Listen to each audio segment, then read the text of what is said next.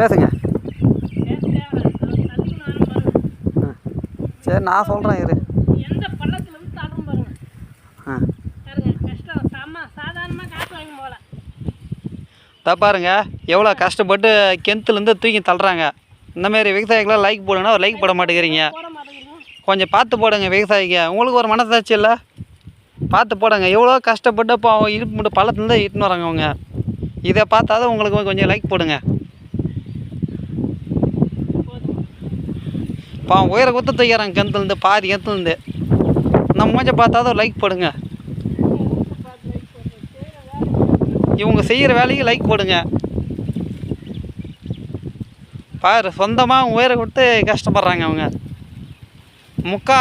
கிட்டத்தட்ட 4 கஜம் இருக்காங்க. அந்த ஆயத்துலேருந்து எடுத்துன்னு வராங்க. இதை அப்புறம் கிணத்து பாருங்கள், அது ரெட்டை கிணறு. இந்த மாதிரி கிணறு